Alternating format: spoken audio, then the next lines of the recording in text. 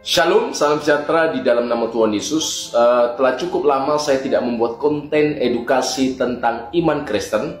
Nah, kali ini saya mencoba membuat sebuah konten tentang iman Kristen yang kita yakini, kita percaya, yang di dalamnya kita memperoleh keselamatan karena iman kita kepada Kristus. Nah, buku yang ada di tangan saya ini adalah buku-buku tentang pengakuan iman Kristen. Setiap keyakinan itu bisa dikatakan memiliki pengakuan imannya masing-masing atau kredonya masing-masing. Walaupun mungkin istilahnya bisa berbeda-beda, tetapi intinya sama, bahwa pengakuan iman di dalam setiap agama-agama itu berisi intisari atau pokok-pokok ajaran dalam agama tersebut. Nah, demikian juga dalam kekristenan yang disebut pengakuan iman itu adalah intisari dari keyakinan atau pokok-pokok ajaran iman Kristen. Nah, tentu ada banyak pengakuan iman di dalam kekristenan kalau kita lihat sejarah kekristenan. Tetapi yang terpenting dan diakui oleh seluruh tradisi kekristenan di dunia ini adalah pengakuan iman Nisea. Nah, sejarahnya saya akan ceritakan secara singkat.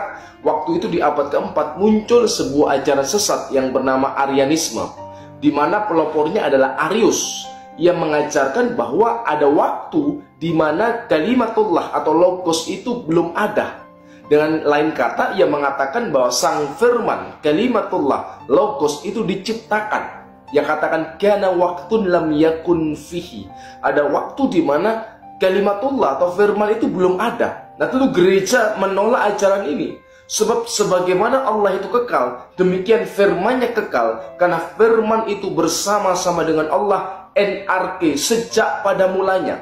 Dengan lain kata, ia tidak diciptakan karena ia adalah Allah itu sendiri. Nah, kemudian gereja menegaskan imannya melalui pernyataan-pernyataan iman yang itu didasarkan dari kitab suci. Nah, saya rencana akan membuat pelajaran tentang seri pengakuan iman Kristen ini sehingga saudara mengerti tentang iman saudara dan tidak mudah diombang-ambingkan oleh rupa-rupa angin pengajaran. Nah, kenapa penting? Yang pertama, agar kita mengerti kekristenan kita itu apa intisarinya, apa ajaran Kristen yang sejati itu. Jangan hanya kita mengaku Kristen, tetapi ketika ditanya siapa Yesus, kita tidak paham.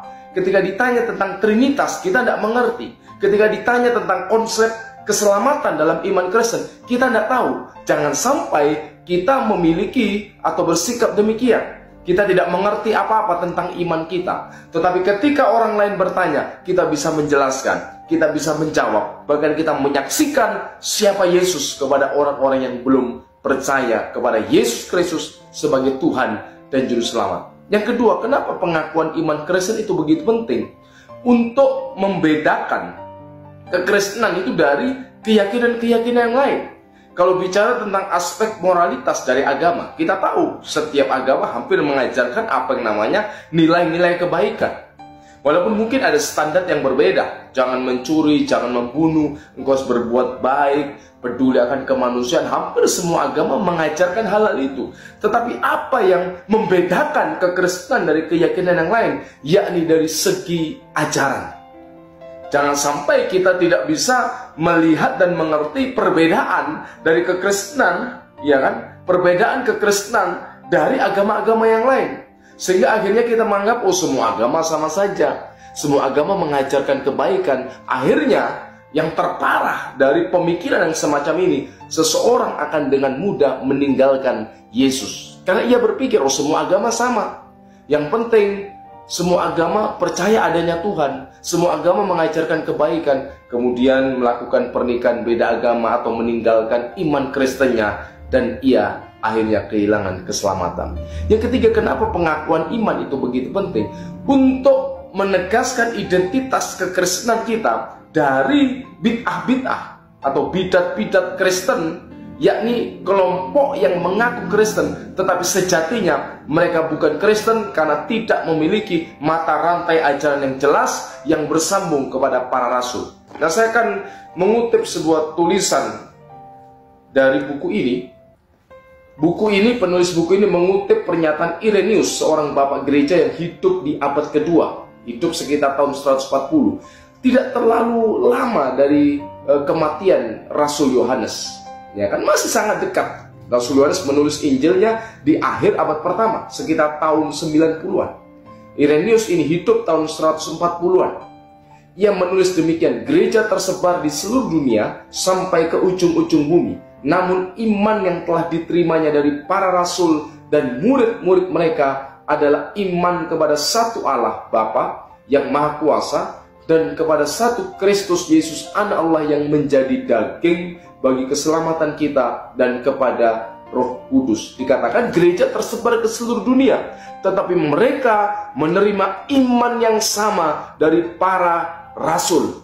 Ini pentingnya tentang mata rantai ajaran yang sehat, ortodoksi Kristen yang benar, karena ada banyak kelompok-kelompok yang mengaku Kristen.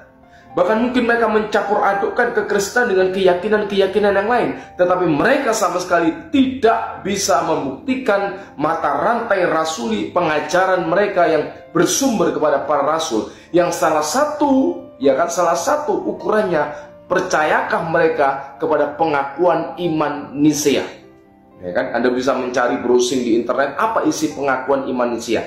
Nanti kita akan bahas beberapa topik dalam pengakuan iman Nisea ini, tentang keesaan Allah, tentang pribadi Yesus Kristus, tentang ketritunggalan, tentang keselamatan, tentang gereja. Kalau orang itu mengakui, percaya kepada apa yang dinyatakan dalam pengakuan iman Nisea, ia adalah seorang Kristen yang sejati.